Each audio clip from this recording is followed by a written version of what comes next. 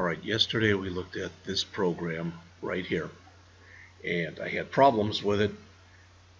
I am going to take just a couple minutes, and that's all I want to take. I changed a few things, not anything major, but if you look here, looking online, basically what they said was it's not possible to center that thing in there. So I made it smaller, so I thought it looked a little nicer like that. But you'll notice now if I come through here, just stick in a couple numbers. The plus now works. The minus now works. The multiply works. The divide works. The modulo works. If you leave a value out and you try to run it, error in input must be numeric, and it sends you back here. If I put in something non-numeric, error in input must be numeric, it removes it, and it'll do the same for the other one. Okay, clear works, exit works. So what you have right now, what I gave you for a handout, was a working version of this.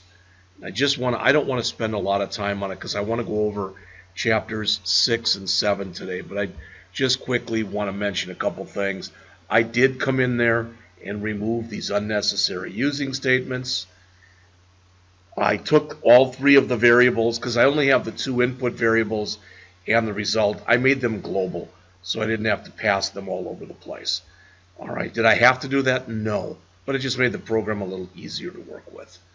All right, so let's see what else. This was the button calculate routine, and here's where I validated the number. And notice I call validate number and I pass in 1. That's the first number. I call it again and I pass in 2. Bless you. That's the second number. All right. And it says here if there's nothing in there, or if it's non-numeric, I clear out what's in there, I give it the focus, and I get out. That's all I do. But if I get down to here, it was valid.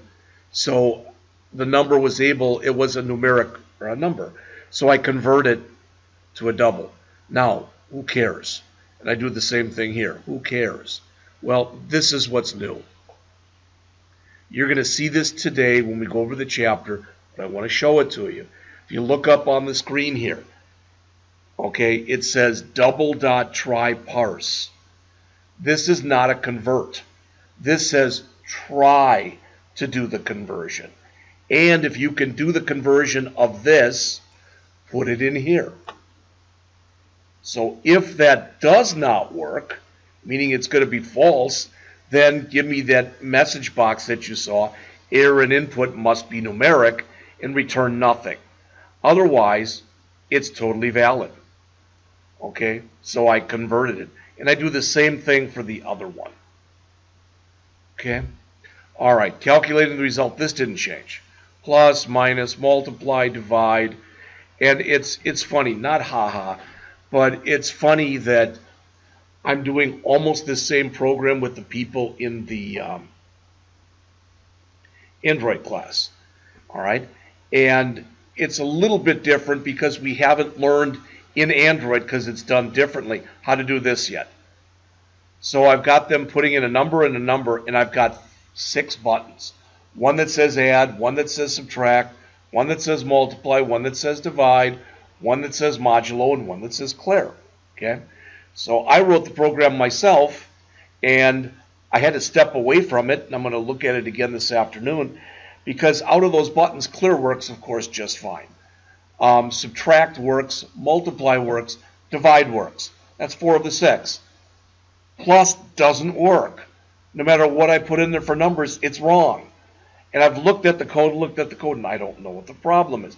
Modulo, which is the remainder, does nothing. And I don't know why. So you can run into all sorts of problems regardless of the particular language you're using. And what you're learning now is you're learning logic, but you're also learning syntax.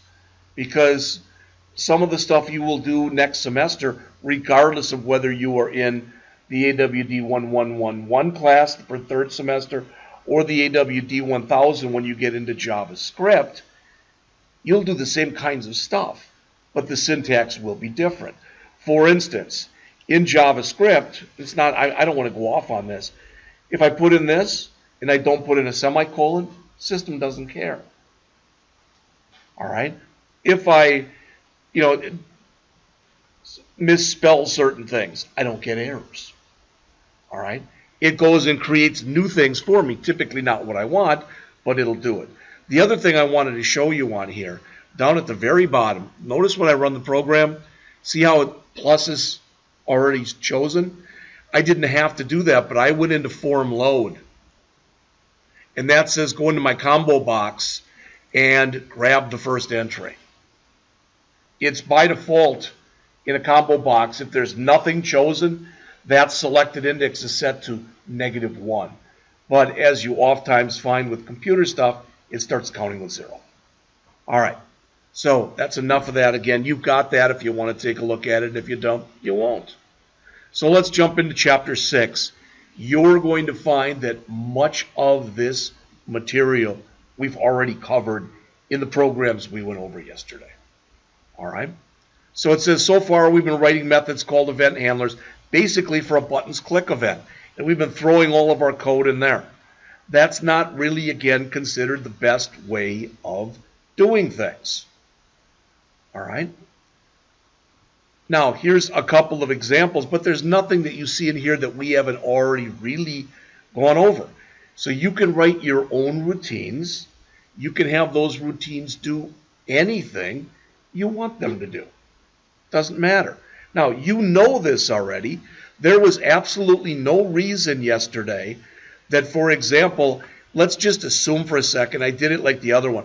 Let's just assume I put a plus button here. All right? And that would take this value and this value, add them up, and put it here.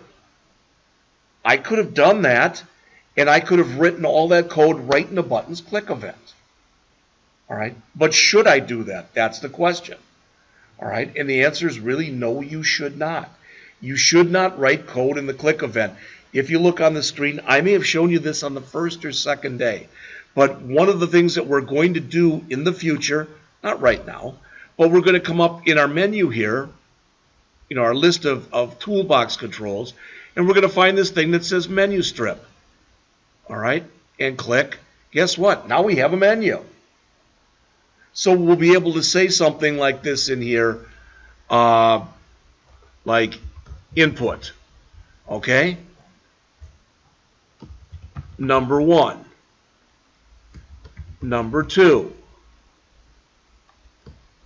Operation, stuff like that. Then when we run the program, it doesn't look that different, but notice now we've got that. So we may want to call one routine if we literally just click here. We may want to call another routine if we click here. Or we may want to call the same routine in both cases. And that's why when you want to call one routine from more than one place, that's why you don't put the code in a click event. That's why you put it in someplace else. So we're going to come back to this in a later chapter. All right, we're going to add stuff like that. It's not hard to do. So you can say public or you can say private in here. For now, most of it will be private. The return type, remember, if it doesn't return anything, if you look on the screen, the return type must be void. The name of the method, then, as I mentioned to you yesterday, any parameters, so any information that method needs to do its job. And you can have a method do anything. A method can call another method. We won't get into that in this class, but a method can call itself. All right? And that's called a recursive method. In fact, one of the programs I had the second year people do, you may or may not know about this. Anybody ever seen this in math? Anybody ever seen that before? That's called 10 factorial. All right, what is it? It's 10 times 9 times 8 times 7 times 6 times 5 times 4 times 3 times 2 times 1. That's what it is. And it all has to do with if you have two rabbits and you mate them, and then their people mate and mate and mate, etc. It's basically, it has to do with mathematical calculations. Actually, I gave you Fibonacci. But the point is, what this is equal to, really, is it's equal to 10 times 9 factorial. And 9 factorial is equal to 9 times 8 factorial. So you're doing the same thing every time. So I made them write a function that called itself to do this. All right? And they had a problem to do that. A lot of them got it done, but they couldn't figure out how to call a function to do it. They did a different function, and it didn't call itself. So they lost points because it wasn't recursive. All right? So, as it says, if you want to allow, right now, everything we've created is in one class, so to speak. Remember when we did the test, I guess it was the first one, and we tried to put all three of those projects into one thing? Remember that? If we had made everything in there public, then we could have had one of those programs could have called routines from another one of the programs. You can do that. That's when you make stuff public. When you make things public, it's kind of like a public figure who is supposed to be accessible to everyone, that kind of thing. All right. If you make it private, it's only available within the class that's using it. All right. We'll talk about some more stuff, but that won't be till like chapter 12. Remember, if there's no return, the return type is void. Otherwise, you say the type of return. You can only return 0 things if the return type is void or one thing. All right. Now, what you'll get to when we get to chapter 8, when we create an array, which is kind of like a box that can hold, you could put 100,000 things in it. So that one thing could be that box. So you could technically be returning 100,000 things. We'll get to that in a later chapter. All right. What you put into the parentheses are called parameters. What you're going to learn in this chapter is it's even possible to put stuff in here and make it optional. Now, people hear that and they're like, I have no idea what you're talking about. Imagine that we were writing some kind of a routine for Rankin, and we would require that the person put in, let's say, 5 pieces of information. First name, last name, address, city, state. With me? Makes sense, right? All right. Well, let's also assume that 99.9% of people who go to Rankin are from Missouri. Then, rather than having to pass the state all the time, we really would only have to pass the state if somebody was from Illinois or a different state. We could set a default state value of MO or of Missouri. Then we wouldn't have to pass it in. All right, we'll learn about that in here. Those are called default parameters. All right, so here's something with one parameter in it. Here's something with a bunch of parameters in it. 3. You can pass as many parameters as you want to a routine. 0 to whatever. I mean, typically you won't pass more than maybe 6 or so, but you could potentially pass as many as you want to. As it says, when you call a method, you code an argument list with the arguments that are passed to that method. All right? Now, this gets confusing. It says you can pass arguments by position or name. We're going to talk about that in just a minute. When you pass them by position, they must be in the same order. Now, what does that mean? What we looked at on this program yesterday, if you remember, let's see if we have anything in here.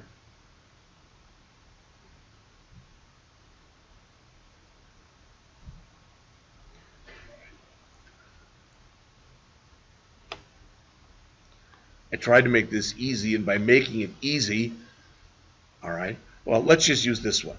This is a call to a system routine.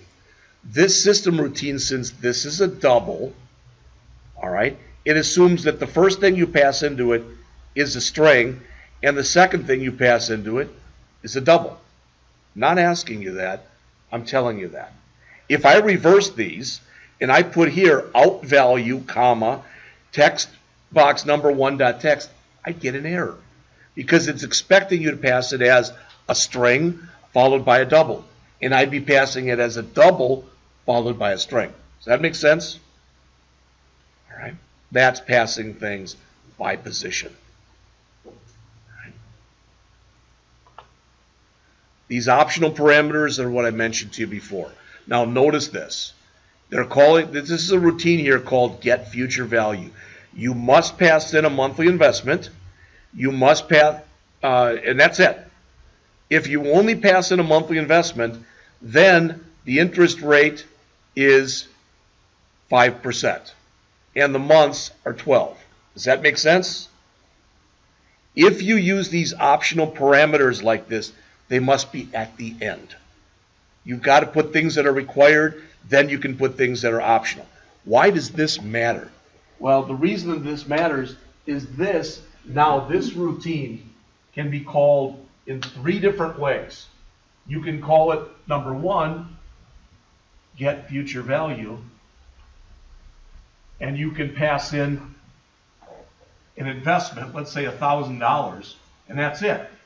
If you do it like this, then that becomes the interest rate, that becomes the months. I can call it like this,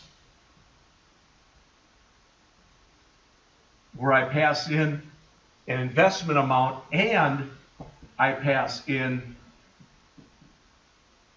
a rate. So now that's the investment amount, that's the rate, and the months is still that. Or I can call it when I pass in everything.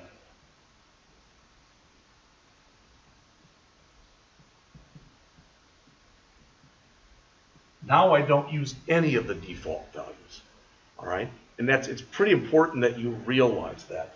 I don't remember if your next test is going to have anything with optional values. But again, if you have them, all you do is you declare them like you would normally, but you give them a value. All right? And they must be at the end. This one, the monthly investment, that's mandatory. You always have to do that. The other 2 are optional. This is a good page, to take a look at it, 169, because here, all of them, I don't know where it is, one of them, all 3 are optional. So they give you all the different examples right there. All right. It says how to use refactoring to create a new method and its calling statement. All right. When you end up using refactoring, what you do is you click a couple buttons and the system tries to write something for you. Did you hear that? When you refactor something, you're kind of giving up some control. There's different ways that you can refactor things. Technically, if I come into my program here and I decide, you know what, I've been thinking about this and I really don't like this being named form1.cs. So I'm going to right mouse click on this and I'm going to choose rename. That's refactoring. So when you refactor, you're either changing something that was there or adding something that wasn't there. All right. So they go in here and they talk about how to create a new method from existing code. I'm not going to lie to you, I don't ever use this. If I'm going to write my own stuff, it's my stuff. All right. I may have told you this before. YouTube probably heard this. I don't know. But again, I think I've mentioned this to you guys. You know that it's been 7 months. I keep telling my wife, but since I karaoke'd, but I karaoke. All right. And what I like when I karaoke is when I've got a song and it's got the music behind me and it has no backup singers, none at all. All right. Why? Because if I screw up, then it's all on me. See what I'm saying? I like that. But I've done it already where boy, that's a weird version of the song, and boom, now the backup singers, they're singing in a different key than I'm used to being in. So I've got to try to adjust it, and it sounds bad. I'm not saying I'm great or anything, but it sounds really bad. All right? So what I'm telling you is rather than refactoring, I'd rather do it myself, and if I screw it up, then it's on me. Because guess what? If you do this on the job, if you use refactoring and somehow you do it wrong, it's still on you. The way it works is your bosses are never going to blame the code. They're going to blame the people who write the code. You know, when people say, I don't get that. Yeah, you do. It's the same kind of thing, even if you don't follow sports. All right? If a team does rotten, they fire the coach or the manager. They don't fire the team. That's just how it works, whether that's right or not. All right. When and how to pass arguments by reference and by value. This is a little bit confusing. So again, I want to show it to you in here.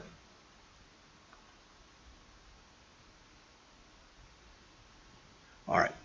So I think you'd agree when you look right here, look on the screen, that I'm literally passing the number 1 there. Does that make sense? So validate number gets the number 1 passed in there. And where's validate number? That's down here. So this pos becomes the number 1. Does that make sense? Because I passed a copy.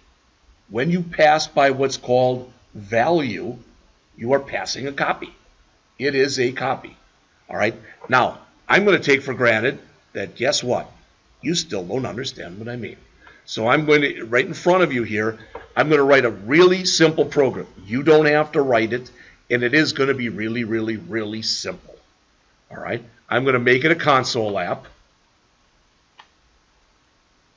and I'm just going to call it pass by. All right. Why? You'll see why hopefully in a minute. All right. Again, it's just going to be a simple program. All right. So I'm clicking create. Now I'm going to come in here and I'm going to write a routine. And it's going to say int number 1 equals 73. Int number 2 equals 27. Int result equals, I'm going to call a new routine I didn't write yet. That's called add 2. And I'm going to pass to it number 1, and I'm going to pass to it number 2. I'm going to get all sorts of errors in here because I didn't write this stuff yet. But I'm going to write it right now. So static,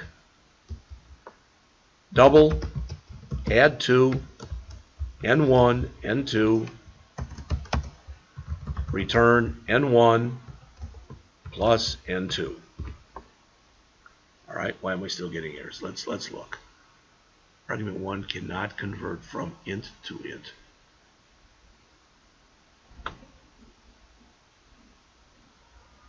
Oh, because that's an int,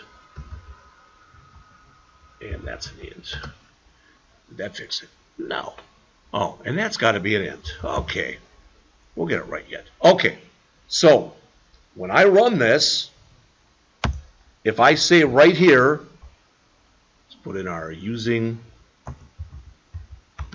static system.console. All right. What I want to print right here is, so I'm going to do a write line. You tell me what's going to come out here. I'm going to say number 1 dot toString plus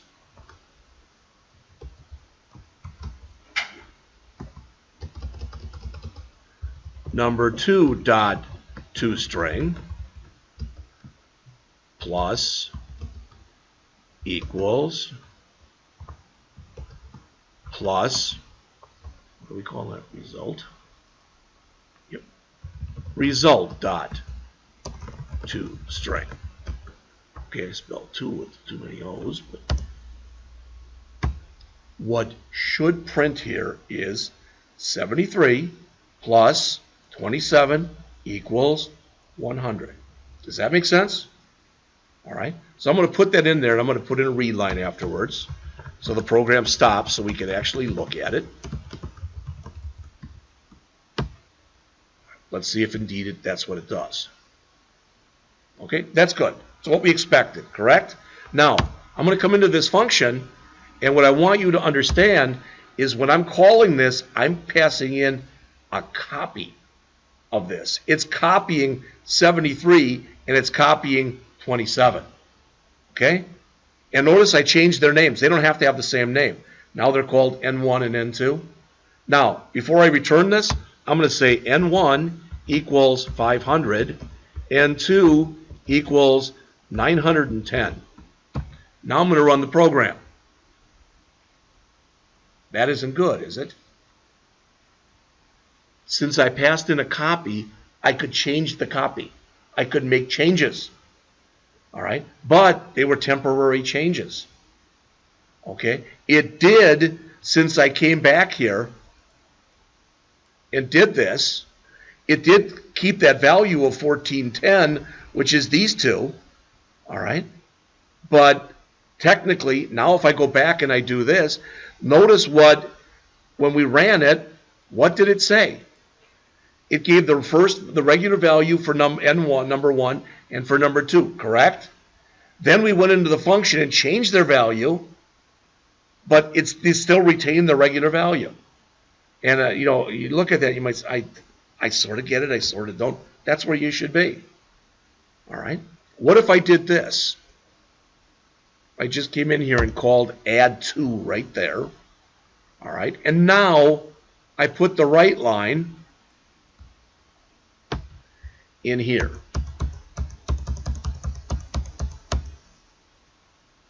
No return. I have to change this. This will be a void. All right. And now I'm going to make a new variable. Okay. And I'm going to give it 0. Okay. In fact, let's do this. Let's say that it's equal to N1 plus N2. All right. Then we're going to write this. Don't worry, I'll fix all the errors in a minute.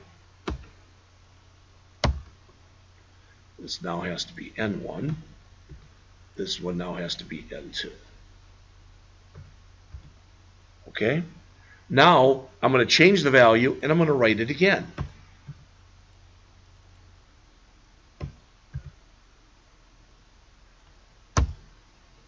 All right?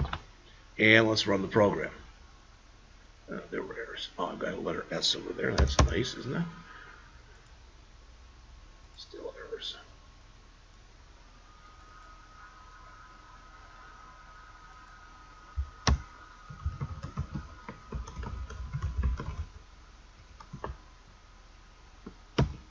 All right. Does that look a little weird? It does to me. So let me grab this. Make this nice and small so we can keep looking at it. Oops. All right. And look at what happened and why it happened. All right. So up here, we have got number 1 and number 2. Then we call this routine that's down here, and we pass number 1 and we pass number 2. This literally is putting a 73 here, and it's putting a 27 there. Does that make sense? All right. So then we come in here and we say, okay, the result is the first one plus the second one.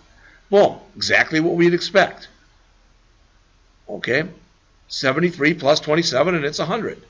Then we change the values of these. But we don't say result equal N1 plus N2. So it still it's got the new values, but the old result. Because what the point is this, we can come in here, and since in here, these are copies, we can do anything we want to do to the copies. And when we come back here,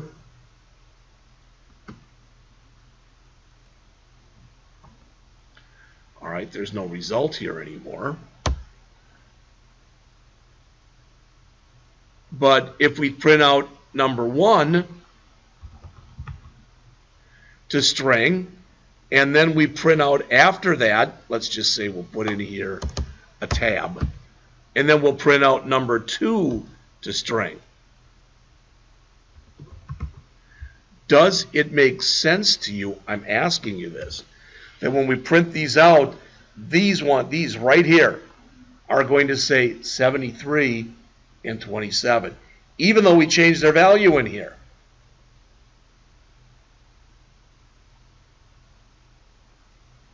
Okay? The point again is this. What you have to understand is when you pass parameters to a routine, when you pass them, you're passing a copy. So any changes you make to that routine in the copy are temporary changes. Did you hear that? Now, let's say I want to change these. Are you with me? I want to change the value of Number one and number two. I want to permanently change them. Now I'm going to change, and then in front of this, I'm going to type in the word ref. Here, here, here, and here. Okay? Now, we'll go back over what it does in just a second. Let's see what the change was. Can you tell what the change was? With ref, we made a permanent change. If you want to permanently be able to change the value of parameters you pass in, you pass them in as what are called ref parameters. Ref is short for reference. All right? And what it does, maybe this is more information than you need, but by putting in ref both here and here, you pass in not the value, but you pass in the address of where the value lives. So you're telling the user, hey, you can go into that address and change it. And if you don't get it, even though I think you do, look at it this way. This building, I believe, is 755 Parr Road. If tomorrow somebody else, Rankin moves out and somebody else moves in, would you agree it's still 755 Parr Road? But it's just the contents would have changed. All right? So when you work with a ref, you're saying, I'm passing you the address, so any changes you make are permanent. So if you need one more thing, when you pass by value the first way we did it, it's also called pass by copy. It's a temporary change. When you put the word ref there, it's a permanent change. It's also called pass by reference or pass by, what else does it go by? Pass by reference, pass by address in some languages. Now, you can even combine them if you look on the screen here. Notice the first one I'm going to pass now. When I pass it, I'm going to pass it by reference.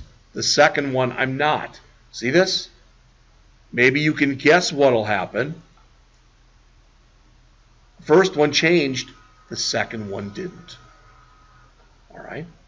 You have total control as the developer over how you pass, what you pass, the way you pass it, etc. Now, normally, you're going to be given a list of requirements. Like you get requirements on your labs, you get requirements on the test, etc. All right? Normally, you're going to get those. All right? Sometimes you won't. And these two probably heard this last semester, and you'll definitely hear this next semester in the website class. Because I've had this happen. Hey, I want a website. What do you want? I don't know. I want a website. So you start building what you think. You say, well, you know what you kind of want. I sort of want this. I sort of want this. I like this color. I like this color. So you make it for them. Guess what? They don't like any of it. What you've started to show them is what they don't want. And that's the problem, is people typically know what they don't want much more than what they do want. All right? But when you are working with a blank slate and you're developing for someone and they go, oh, just do this. It'll be fine. It's fine until you develop it for them and then they don't like it. All right? And that's just life. I don't know how you change something like that. But again, when you call a method, each argument can be passed either by value or by reference. If you pass by value, it says you can't change it permanently in the called method. I don't like the way they name this here. It says if you pass an argument by value, the value of the variable in the calling method can't be changed by the called method. It can temporarily be changed. It can't permanently be changed. That's because, again, a copy of the value is passed, not the variable itself. On the other hand, if you pass by reference, it is a permanent change. That's what they're saying in here. By default, look at this. By default, all right, by default, every argument you pass is by value. Everything we've done so far has been by value. If you want to pass it by reference, you use ref. Well, then notice there's another word here called out. Let's look at that one. All right, so I'm going to go back here to the same program, and I'm going to get rid of the ref. We already looked at that one. All right, so I'm going to get rid of the ref here. All right, and I'm going to bring back what we had before. And I'm going to say this, int result. And guess what I can do with that? I can say it's equal to, and I can just put my call right there. Add 2 with number 1 and number 2. I can do that. There's absolutely nothing wrong with doing that. Except now I have to change my type here to an int. All right? And let's say I don't want to do that. I want that void. I don't want that. But I want a result. So I'm going to come in here and say int result equals 0. All right? And now I want to pass result in here. I'm asking you a question right now. I'm asking you a question. Right now, if I come in here, let's just call it int r for result. Okay? Would you agree, taking a look at this right now, I'm asking you this question. Would you agree that result doesn't have a value? In fact, we can even just do this. Now we're passing in and it has no value. So if we want to say that it has no value now, but it's going to have a value when we get done, we can use the word out. All right? And then we come in here, again, now this will basically, let's see, so out int r, and we're going to say here result equals that. I try not to use out parameters. I find them confusing. All right? Ref and by val work fine. And the reason that this isn't working, guess what? See how I put out there? I have to put out here. See how it now works? All right? Okay. So, and really what I should do is I should come in here and say this. Result equals this, and I should make that an int. All right? Oops. Well, I screwed it up, but I think hopefully you get the idea.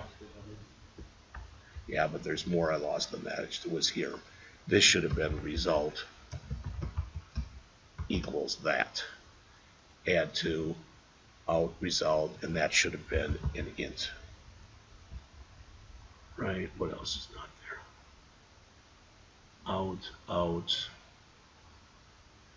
Out parameter must be assigned before control leaves the current method.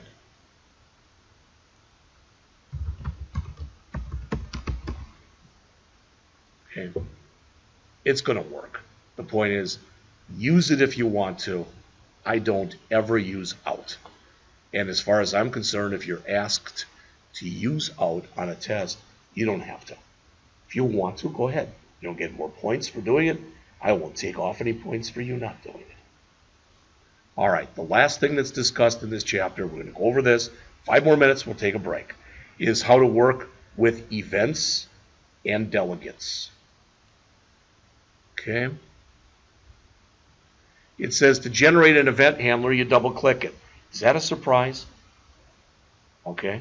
Now, I'd have to remove all these, but if I were to go back to that calculator that I just did, the GUI one, and I double clicked on a text box, it would bring up what's called the text changed event. I can set up a text box. We're not doing that. We're not to that point yet. But right now I just showed you how we can check for non-numeric values. You can set up a text box so that if you type in anything but numbers, it just doesn't take it.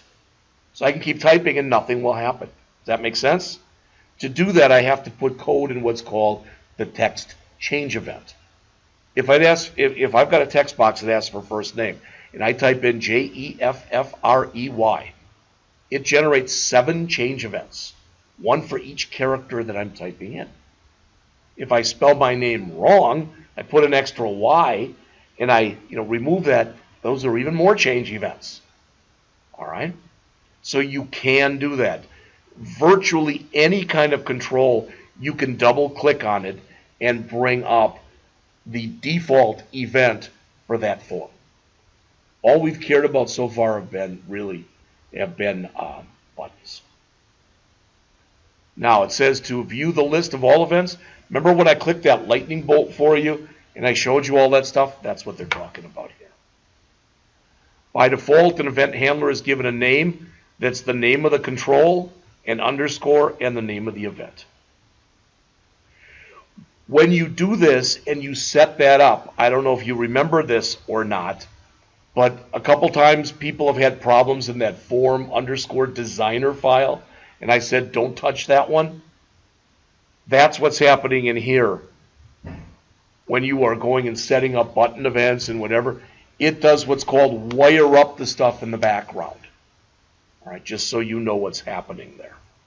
All right, and they explain it in more depth here. I'm not going to go into it. You can take a look at it if you want to. In a later chapter, we'll talk about what's called a delegate, and that's in like chapter 13 or 14. So it says there, a delegate is an object that represents a method. You know, it's like let's suppose, in fact, this is a good point. Every year, Rankin is part of a contest. I'm not making this up. It's called Skills USA. All right, I've got 3 people who are going to compete in Skills USA next week. All right, I don't know yet. I have to ask them this afternoon. It's a week from tomorrow. If they can't get rides, I'm responsible for taking them down there. All right, I don't want to, but I'm responsible anyway. So if that happens, they'll probably open up the wall here. Mr. Corrigan will take attendance, etc. Does that make sense? He is my delegate. I have delegated the authority to him to take attendance and act on my behalf. In much the same way, you can have delegates in C#. We will talk about them in much more depth when we get to the object-oriented stuff. It'll make a lot more sense, hopefully then. How to handle multiple events by one event handler. Well, what if I want this to do one thing if I click on it, and I want it to do another thing if I type in it? See what I'm saying? Literally, these are the different events. When you click that lightning bolt, you saw that before. Many controls have literally 100 events. You typically only put code in 1 or 2, but you can in all 100 if you want to or need to. So if you're writing a really, really complex application, you might do that. I don't know. Finally, they go back and they write another version of this future value application. So they don't even show it, but if you remember the future value, what it does is it says how much money do you want to invest, how many months do you want to invest it, and what's the interest rate. And based on that, so if I wanted how much money you want to put aside a month, let's just say, it'd be nice, I had $1,000 a month or 12 grand a year, and I put that away into an account. And again, this would be nice. The account could make 6% interest, but I've got to agree to do this over 10 years. So I'm putting in what, $1,200 a year for 10 years. I did my math right. That's $12,000. All right. Then maybe at the end of that time, I'd almost double what I had. That's what they're talking about in here. Okay. So what's changed? Well, notice they're calling this and they're passing in 3 values. Those are the parameters: monthly investment, monthly interest rate, and months. All right.